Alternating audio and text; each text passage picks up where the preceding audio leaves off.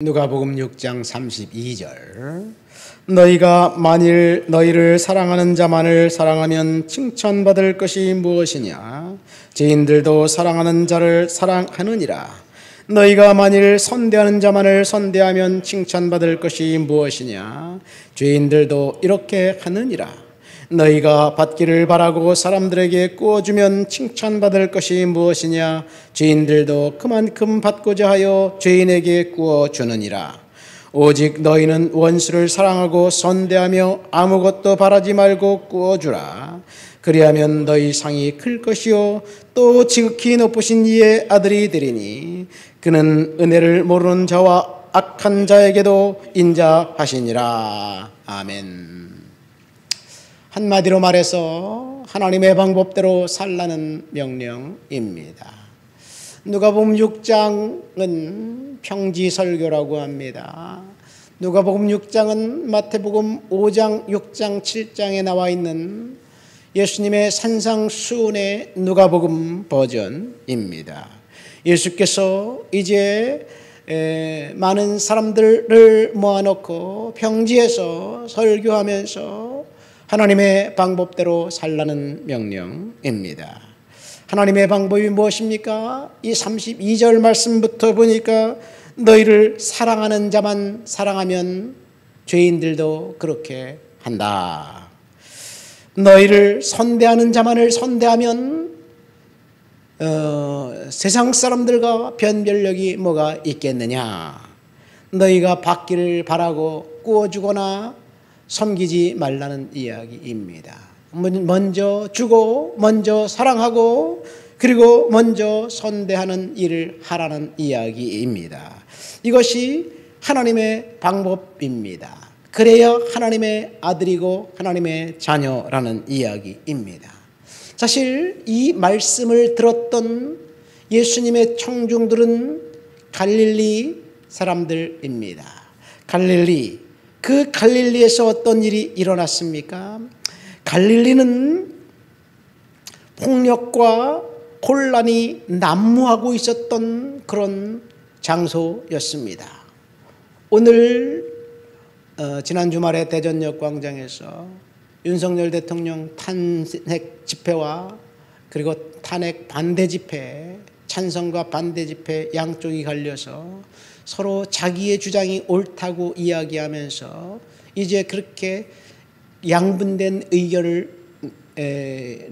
표출되어 있는 세상, 그것보다 훨씬 더 고주된 그 의견이 갈리더니 평화롭게 해결한 것이 아니라 폭동으로 이제 해결됐던 그런 상황이었습니다.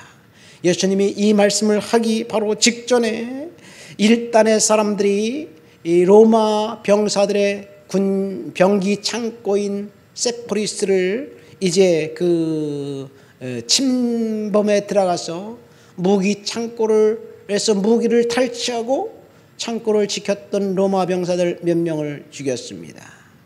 당시 로마 병사들이 많이 있지는 않았어요. 소수의 한 소대급 정도의 병사들만 치안을 담당하기 위해서 그곳에 지키고 있다가 그 독립을 원하는 이 폭도들, 로마 입장에서 볼 때는 폭도들이죠.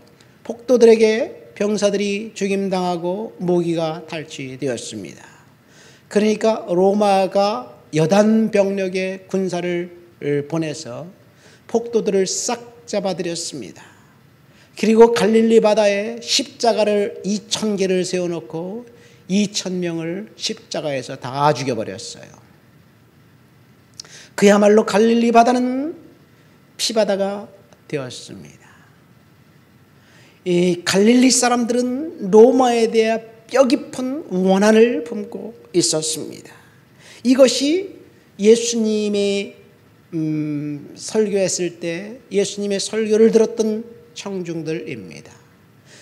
그 이후 열심당 운동이 일어나서 조직적으로 로마에 저항하면서 이제 독립운동을 합니다. 예수님의 제자 중 한 명인 시못 셀로진 시논이 바로 열심당입니다. 셀롯이 질러스, 여기서 나온 말에 열심당이라는 말입니다. 투사였습니다. 이렇게 피가 낭자했던 갈릴리 바다, 갈릴리의 이 사람들, 예수님의 청중들은 예수님의 설교를 결코 이해할 수 없었습니다. 아니, 로마를 사랑하라고? 로마 병사들을 사랑하라고? 저 사람 동거 아니야? 로마와 저항해서 병사들을 죽이고 독립을 쟁취해야 되는 것 아닌가? 이렇게 생각했습니다. 예수님의 메시지는 명확했습니다. 원수를 사랑하고 너희를 박해하는 자들을 위해서 기도하라.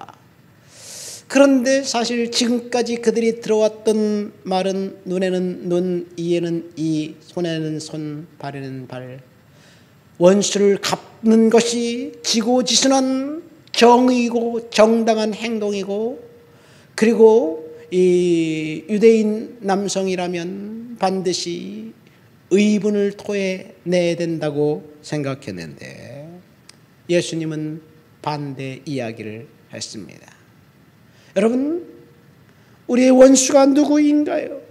원수를 사랑하고 선대하라. 적극적으로 그들을 위해서 이제 변호하고 그들을 섬기고 그들을 세워주라는 이야기예요.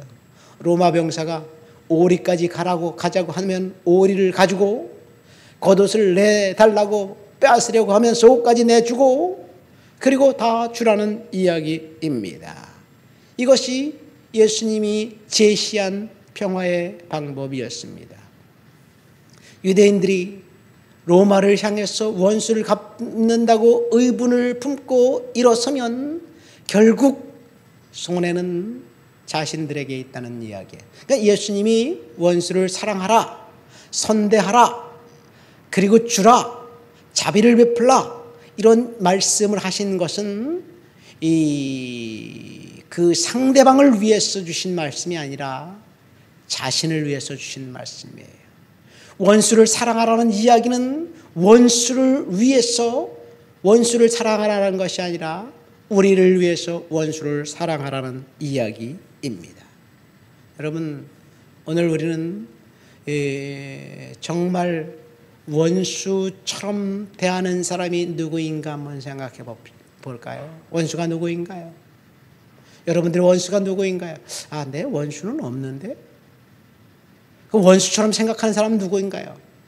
일본인가요? 일본 사람들이 우리나라를 일제 강점기에 침략을 했고, 그리고 빼앗았고 수탈했기 때문에 우리는 원한을 품고 있어요. 사실 역사적으로 보면 일본이 우리나라를 통치하고 빼앗고, 임진왜란, 정유재란, 그때부터 시작해서, 물론 고려 말대 왜구들이 나타나서 그런 일들이 있었어요. 그런데 사실 우리 민족을 괴롭혀 왔던 사람들은 중국 사람들이에요. 병자호란 때 2번이나 호란을 겪으면서 조선의 처녀들 50만 명이 끌려갔습니다. 역사적으로 우리는 중국한테 계속 당했습니다. 당나라 때, 수나라 때, 그 다음에 그 거란, 물론 중국 물론 거란족은 중국인이 아니고 청나라는 중국인가요, 만주인가요? 어쨌든 역사적으로 당해왔습니다. 우리가 우리는 중국 사람들을 원수처럼 생각하지는 않습니다. 그러나 일본 사람들은 원수처럼 생각을 해요. 역사적으로 당한 지가 얼마 안 됐기 때문에 기억에 생생해서 그런지는 몰라도 우리와는 상관이 없습니다. 제가 유학 시절에 일본인 친구들하고 잘 지냈어요. 아주 친하게 지냈어요. 가보니까 걔네들은 원수가 아니더라고요. 친구더라고요. 우리들에게는 친구인데 정치하는 사람들이 원수라고 세뇌이면서 친일파, 매국노 이렇게 주장하는 통에 우리는 예수님의 가르침을 잃어버렸습니다. 하나님의 방법, 예수님의 방법대로 우리는 살아야 될 줄 믿습니다. 두 번째, 우리의 원수가 누구인가요? 예수님의 말씀이 원수가 내 집안 식구니라 그렇게 말씀하셨어요. 사실 길거리에 지나가는 사람은 나에게 해를 끼치지도 않고 나에게 유익도 주지 않아요. 그 사람은 내게 원수가 아니에요. 사실 내가 원수처럼 생각하는 것은 늘 보고 있는 옆에 있는 사람이에요. 아이, 남편이 내 말을 안 들어준다니까. 왜 그렇게 게으른지 몰라. 집안을 청소를 안 해. 쓰레기를 버려달라는데 그렇게 말을 해도 말 안 듣네. 미운 거예요. 아내가 미운 거예요. 사랑해야 될 사람을 우리는 원수처럼 생각하고 있습니다. 심지어 너무너무 갈등의 골이 깊어서 이제 우리는 헤어질 수밖에 없다. 이혼하자. 도장 찍는 것. 여러분, 생각을 바꿔서 아내를 내가 사랑해야 될 존재, 남편을 내가 섬겨야 될 존재, 사랑해야 될 존재라고 생각하면 그것이 남편을 위한 일이고 아내를 위한 일이라기보다는 나를 위한 일이에요. 그러니까 원수를 사랑하라는 말씀은 나를 위한 일입니다. 사울 왕이 다윗에게 원수였을 것이 분명했습니다. 사울은 다윗을 죽이려고 했습니다. 왜? 원수니까. 다윗은 사울을 원수니까 죽이려고 하지 않고 하나님의 방법대로 그를 죽일 수 있는 절호의 찬스 2번을 살려주었어요. 하나님의 방법대로 살았던 다윗을 하나님은 들어쓰셨고, 인간의 방법대로 살았던 사울은 결국 원수 갚지도 못하고 블레셋과의 전쟁에서 패하자 자살하면서 인생을 마감했습니다. 이것이 원수 사랑하고 원수 갚은 사람의 결과입니다. 우리는 어떤 삶을 살아야 할까요? 오늘 주님이 말씀하십니다. 원수를 사랑하고 섬겨라, 세워줘라. 그러면 하늘에서 상이 크다.